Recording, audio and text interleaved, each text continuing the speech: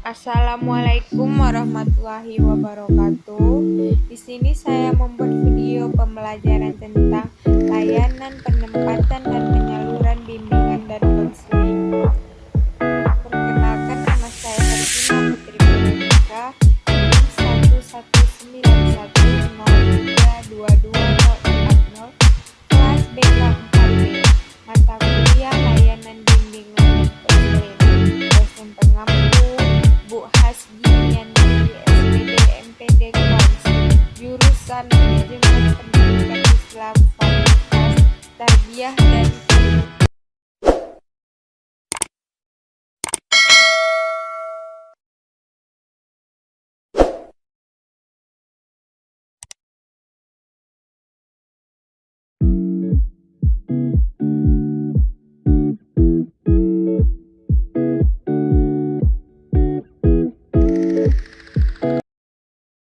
Assalamualaikum warahmatullahi wabarakatuh. Waalaikumsalam warahmatullahi wabarakatuh. Apa kabar anak-anak ibu semua? Alhamdulillah baik. Alhamdulillah baik, Bu. Alhamdulillah baik, Bu. Alhamdulillah. Baiklah, sebelum kita memulai pelajaran hari ini, terlebih dahulu kita berdoa. Berdoa dulu ya. Berdoa dimulai.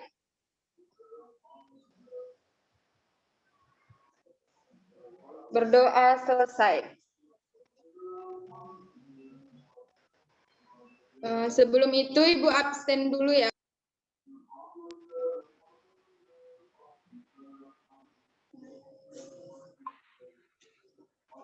Aisyah Elvina Sari, Arifah Matura, Hadir, Bu.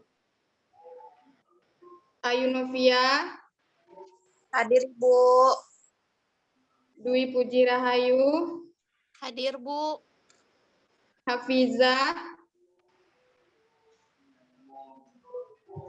Hadir, Hafiza. Bu. Hadir, Bu. Maisha, Hadir. Nurul Latifah, Hadir, Bu. Putri Tresia, Hadir, Bu. adakah teman kita yang tidak hadir hari ini anak-anak? Hadir, Bu. Ya, sudah Putri Tresia. Adakah teman kita yang tidak hadir hari ini? Tidak ada, Bu. Oke, alhamdulillah pertemuan kali ini hadir semua ya. Baiklah, sebelum minggu lalu kita sudah membahas tentang layanan informasi dan pertemuan kali ini kita akan membahas tentang layanan penempatan dan penyaluran. Nah, sekarang Ibu tanya kepada kalian apakah kalian tahu apa itu layanan penempatan dan penyaluran?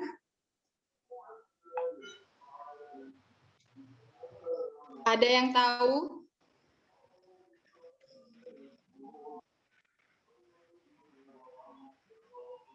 Layanan apa tadi, Bu? Layanan penempatan dan penyaluran. Saya, Bu. Silahkan, Meisya. Menurut saya, layanan penempatan dan penyaluran itu di mana guru BK merekomendasikan siswa-siswinya berdasarkan minat dan bakatnya, Bu. Ya, benar sekali ya, Meisya. Di layanan penempatan dan penyaluran itu adalah sebuah layanan bimbingan konseling yang membantu siswa mengembangkan dan menyalurkan bakat, minat, dan potensi yang dimiliki secara tepat dan sesuai. Nah, layanan penempatan dan penyaluran ini juga dapat membantu siswa untuk menyesuaikan potensi dan bakatnya dengan usaha yang dilakukan. Selain itu, bakat siswa segionnya harus dikembangkan secara optimal. Layanan penempatan dan penyaluran ini termasuk juga ke dalam BK Pola 17. Di dalam BK Pola 17 itu ada 7 satuan layanan. Yang pertama, layanan orientasi. Yang kedua, layanan penempatan dan penyaluran, layanan yang kita pelajari hari ini. Yang 3, layanan konseling perorangan. Yang keempat, layanan konseling kelompok. Yang kelima, layanan informasi. Yang keenam, layanan pembelajaran. Dan yang terakhir, layanan bimbingan kelompok. Nah, selain itu kita bukan hanya mengetahui pengertian layanan, penempatan, dan penyaluran saja. Kita juga harus mengetahui tujuan dari layanan ini. Tujuan dari layanan ini adalah agar siswa memperoleh tempat yang sesuai untuk penempatan dan penyaluran pengembangan potensi dirinya. Tempat yang dimaksud ini adalah lingkungan baik fisik maupun psikologis atau lingkungan sosio-emosional, termasuk lingkungan budaya yang secara langsung terpengaruh terhadap kehidupan dan perkembangan siswa. Dan juga ada manfaat dari layanan ini. Layanan penempatan dan penyaluran ini juga bermanfaat untuk menghindari ketidaksesuaian antara bakat dan usaha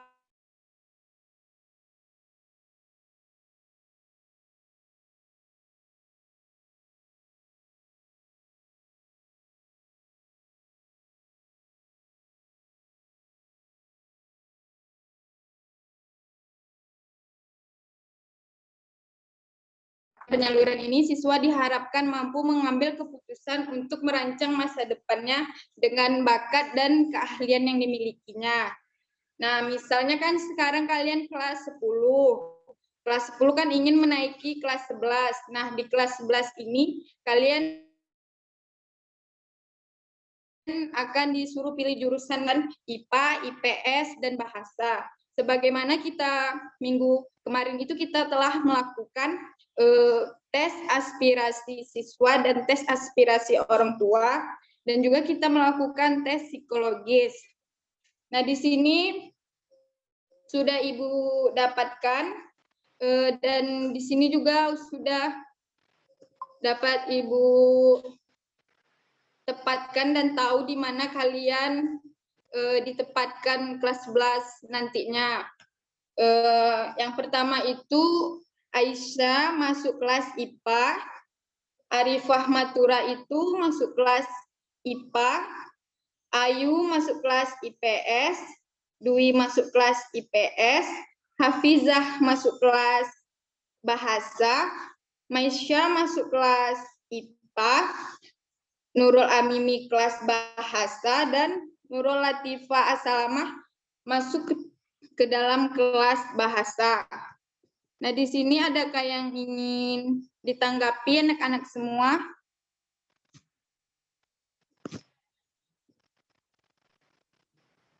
Ibu. Iya, siapa itu? Iza. Ya, Iza. Tadi kan Ibu memasukkan saya itu kan di kelas bahasa. Ya. Sementara dalam aspirasinya, saya ingin masuk di jurusan IPS gitu, Bu. Kenapa Ibu merekomendasikan saya ke jurusan bahasa?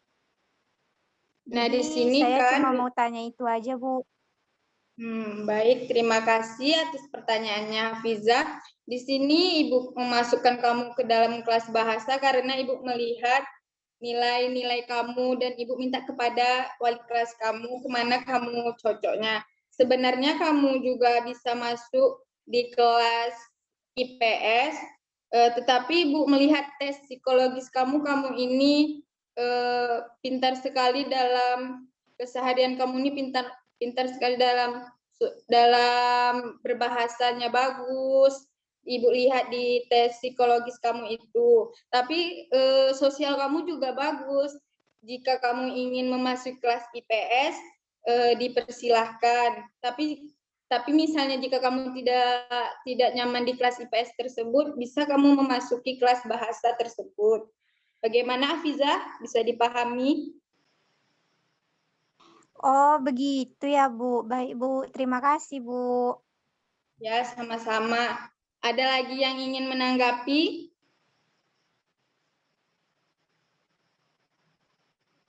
Apakah kalian semua setuju dengan jurusan yang telah Ibu katakan tadi? Setuju, Bu. Setuju, Bu. Alhamdulillah kalau begitu. Baiklah, apakah ada yang bisa menyimpulkan perkuliahan kelas kita hari ini?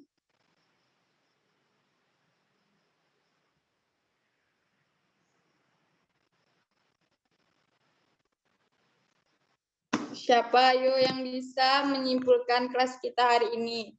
Bagi yang bisa menyimpulkan kelas kita hari ini dapat nilai tambahan dari saya. Saya, Bu. Persilahkan Afiza. Jadi layanan penempatan dan penyaluran itu adalah layanan yang dilakukan kepada siswa terhadap jurusan yang akan diambilnya. Jadi tadi kan yang kita lakukan dalam layanan penempatan dan penyaluran ini kan berdasarkan jurusan tadi, Bu. Jadi itu diambil sesuai dengan hasil psikologi, nilai rapor, terus aspirasi siswa, aspirasi orang tua, kemudian direkomendasikan oleh guru BK-nya. Jadi menurut saya itu, Bu.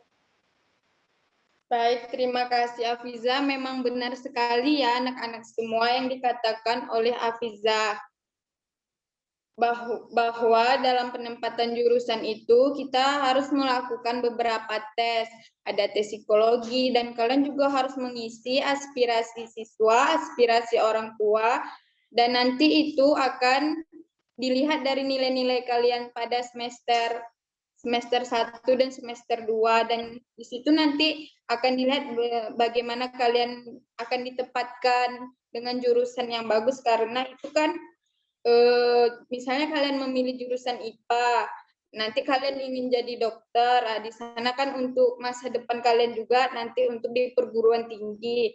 Dan misalnya nih kalian mau jurusan IPS kalian mau ambil akuntansi negara, nah di sana juga bermanfaat untuk kalian mengambil perkuliahan nanti dan tidak dan bisa bersaing dengan teman-teman yang lain dan tidak bingung gitu. Apakah bisa dipahami anak-anak semua? Bisa, Bu. Bisa, Bu. Alhamdulillah karena kalian semua sudah bisa memahami pelajaran kita hari ini. Kita tutup saja dengan mengucapkan hamdalah. Alhamdulillah. Alhamdulillah. Alhamdulillahirabbil alamin.